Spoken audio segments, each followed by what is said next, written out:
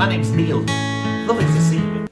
I wrote a story all about a theatre. All about a theatre mouse, actually. This is my story, and it's called Freddy's Big Break. Hope you enjoy this. Freddy and Emily couldn't quite believe what had happened. Sir Reginald had run face first into the wall and was now lying flat on his back, knocked out, unconscious.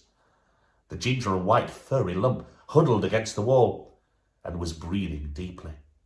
As the two mice stood there looking at the monstrous furry mountain, the theatre speaker system came on and announced, "Sir Reginald to stage, please. Sir Reginald to the stage." Freddy and Emily both looked at each other. They then started to shake the cat. Freddy couldn't live with himself. If the show was ruined due to his big mouth, what would he do? Sir Reginald, Sir Reginald! They tried to wake the cat, but to no avail. "Emily," said Freddy, "what are we going to do?" Emily looked, then thought for a moment, and said, "I think I've got an idea." And that is how I came to the river, on this beautiful pea-green boat. Douglas was deep in character as he recited his lines of dialogue for the enthralled audience. They were hanging on his every word. The bright lights of the theatre were now beaming down to the stage, creating a sweltering heat that was almost too hot to handle.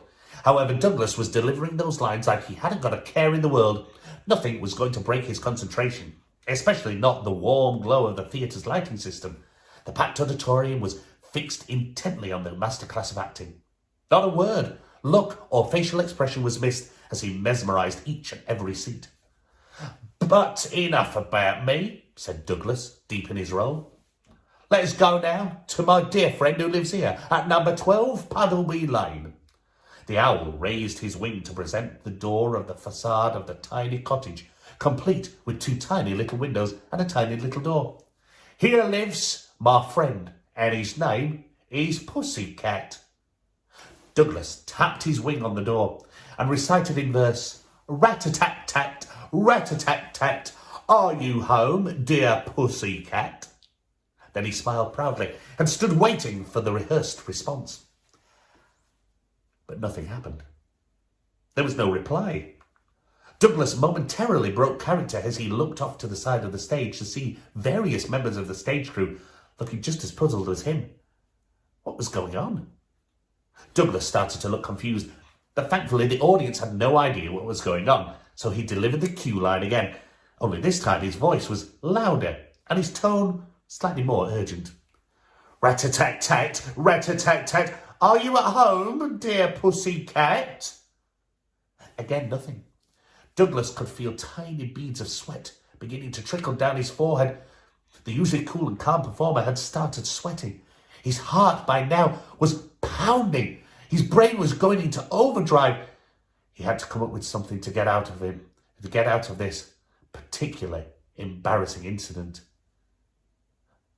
"What am I going to do?" he muttered to himself. His eyes grew wider and his sweat sweated sweatier. There was only one thing for it. Douglas had no option but to improvise his way out of this scene. He opened his beak to tell the audience that Pussycat must be taking a nap.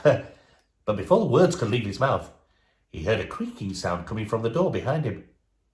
It was the sound of the door opening very, very slowly. Douglas sighed his biggest sigh of relief. He turned to look at Sir Reginald presenting himself ready for a boat trip on the beautiful pea-green boat. Only Sir Reginald was nowhere to be seen. Where was Sir Reginald?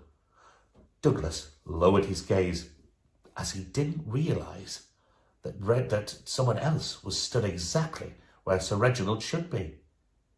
His eyes peered down, and there he was. Somebody very different looking, in fact. Somebody small and white and mousy. It was Freddy. Freddy was wrapped in a piece of an old blanket, the same gingery colour of Sir Reginald's fur. Both of his tiny feet were tied to old cotton reels to make him stand a little taller, and on his head were two paper triangles stuck to an old elastic band, creating a sort of cat ears sort of thing.